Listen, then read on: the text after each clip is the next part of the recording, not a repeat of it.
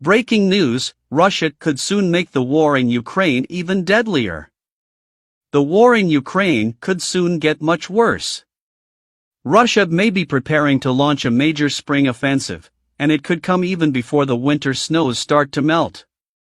The time to give Ukraine what it needs to defend itself and expel the Russian invaders is now. But despite a remarkably unified commitment, some of Ukraine's supporters in the West are throwing wrenches in the pipeline. Ukraine believes the Kremlin could make another push to take the capital, Kyiv, and anticipates that Russian President Vladimir Putin will call up some 500,000 more troops in addition to the 300,000 mobilized late last year. Moscow denies it's planning a second mobilization, but the independent Russian news outlet Volia, citing sources in Russia's military, reported that Moscow plans to recruit another 700,000 troops. In addition, Ukraine also faces more than 50,000 private army mercenaries, most of them Russian prisoners released in exchange for fighting.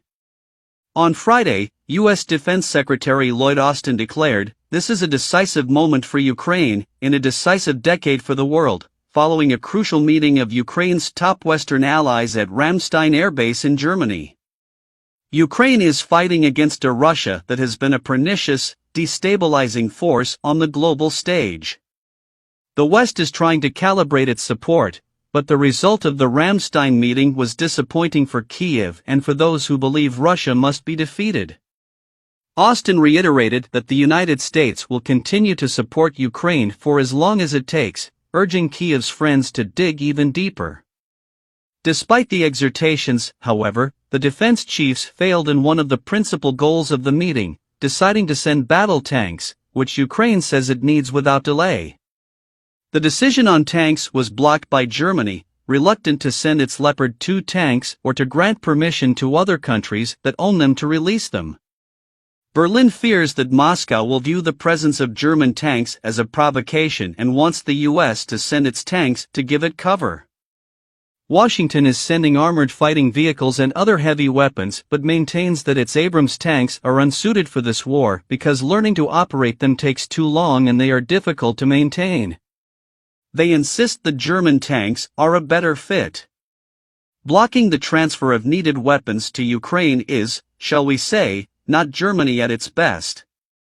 Ukraine's Eastern European backers, invaded by Russia during the Cold War and earlier, were fuming. Poland's foreign minister lambasted Germany, reminding Berlin that this is not just an exercise, Ukrainian blood is shed for real. The three Baltic states, Latvia, Estonia, and Lithuania, demanded that Germany act now. A frustrated Ukrainian President Volodymyr Zelensky has said, "There is no rational reason why Ukraine has not yet been supplied with Western tanks." As it battles Russian soldiers and mercenaries, Ukraine has another worry. One Ukrainian source told CNN that Kyiv is concerned about the shift in the political balance in Washington now that Republicans, some of whom are less than wholeheartedly supportive of Ukraine, have taken control of the U.S. House of Representatives. Ukrainians require the continuing forceful backing they have received from Washington.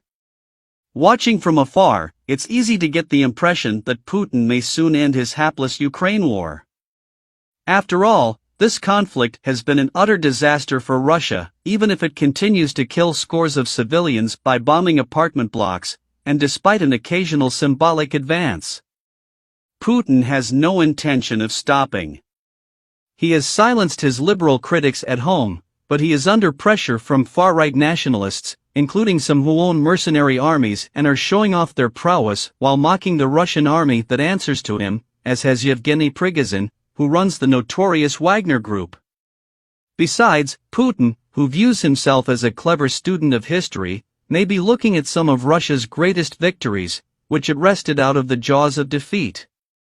Russia managed to repel invasions by Napoleon and the Nazis, but the current Russian president may have gleaned the wrong lesson from his predecessor's prowess. Napoleon and Hitler were the invaders. The Russian Empire, and later the Soviet Union, was defending itself. This time, Russia is the aggressor. Ukraine has the home field advantage, including the inexhaustible determination to defeat the hated invader.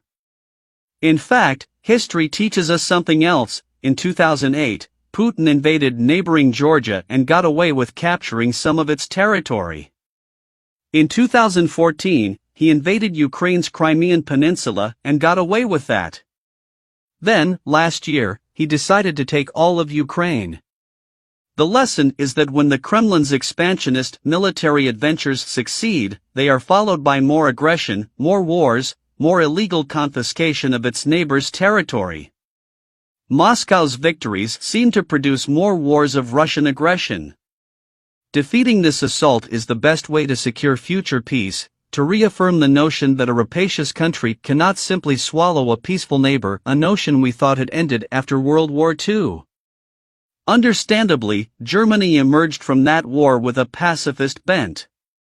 But the lesson of World War II is about the danger of allowing aggressive despots to make gains.